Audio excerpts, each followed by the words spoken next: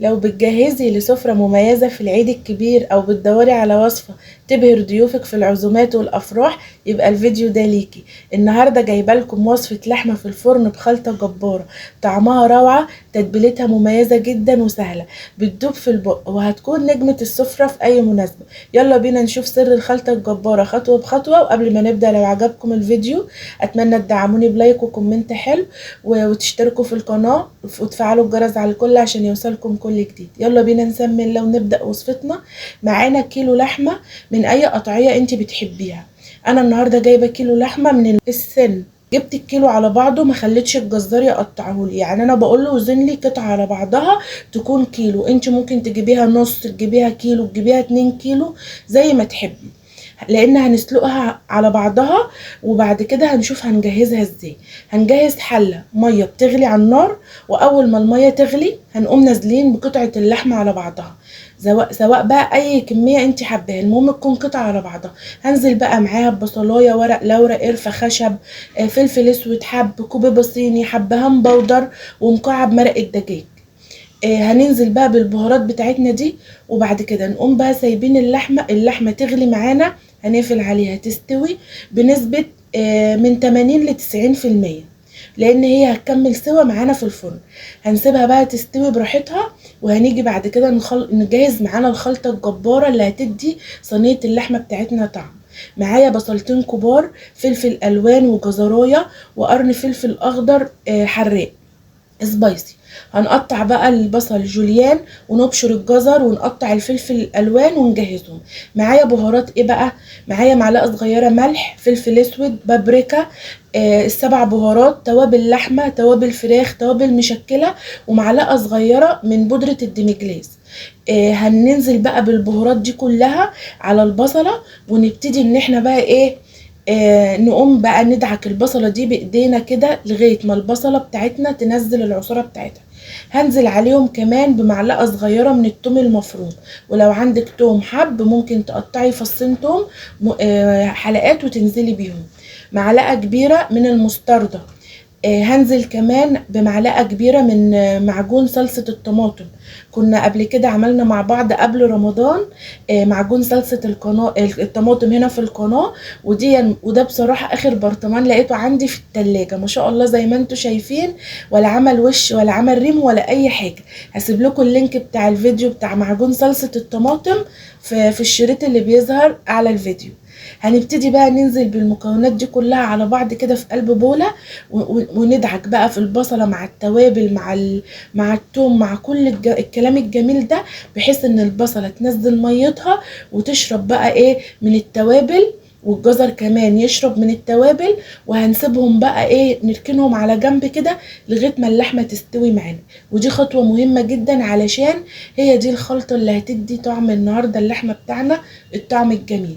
الوصفه دي تنفع في الافراح، لو عندك عزومه وفرح كبير اعملي اللحمه بالطريقه دي، هتطلع معاكي في منتهى الجمال. خلاص اللحمه استوت معايا، هطلعها واسيبها تبرد. اهم حاجه ان هي تبرد تماما، علشان لما نيجي نقطع اللحمة ما تتهريش منك. هنجيب بقى الترنش بتاعنا، ونبتدي بقى نقوم مقطعين اللحمة طرنشات.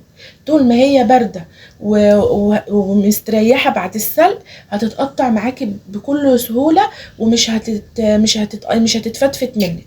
هتبتدي بقى ان انت تجيبي اللحمة وتقطعيها بقى قطع كده قد بعض، على قد ما تقدري، شرايح زي ما انت شايفة كده. اظن مفيش اجمل من كده. الوصفه دي في العيد هتبقى جميله جدا، لو انتوا بقى ان شاء الله كده دابحين وعندكم بقى عزومه، او اول يوم العيد عايزين تعملوا لحمه ببصل، جربي بقى الطريقه دي وان شاء الله هتعجبك جدا. هنيجي بقى خلاص قطعنا اللحمه شرايح، هنيجي بقى نجيب الصينيه بتاعتنا، هننزل بنص كميه البصل اللي احنا عملناه. هنقوم حاطينه في ارضيه الصينيه، ونبتدي ان احنا نرص اللحمه بقى بتاعتنا في النص، علشان خاطر تتشرب بقى من التتبيله الجميله دي وتدينا طعم. بجد طعمها كان جميل وريحتها كانت قلب البيت. عايزه اقول لكم بسم الله ما شاء الله اللهم بارك، يعني بجد ريحتها كانت جميله. هنزل بقى بباقي كميه البصل على اللحمه من فوق زي ما انتوا شايفين كده. في الوقت ده نكون مولعين الفرن من فوق ومن تحت على درجة حرارة عالية، يعني اعلى درجة حرارة عندك في الفرن.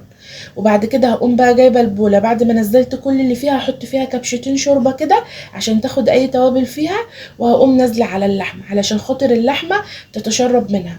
وهنزل كمان بمعلقتين 3 كبار من الزيت، ممكن تحطي سمنة، ممكن تحطي زبدة، ممكن تحطي ليا، اي حاجة متوفرة عندك حطيها. هندخلها الفرن، هتقعد معايا في الفرن حوالي نص ساعة. وبعد كده هنقوم شايلين ورقة الفويل وسايبينها تحت الشواية 5 دقايق، هتاخد اللون الجميل اللي انتوا شايفينه ده. بسم الله ما شاء الله، كانت طالعة ريحتها قلب البيت. بجد وصفة خطيرة جميلة، طعمها روعة، سهلة جدا، ومكوناتها متوفرة في البيت. جربي كده ان انت تسلقي اللحمة وبعد كده تقطعيها وتحطيها في التتبيلة دي، وشوفي طعمها هيبقى عامل ازاي. عايزاكم تجربوها وتقولوا لي فيها رأيكم. هستنى رأيكم في التعليقات.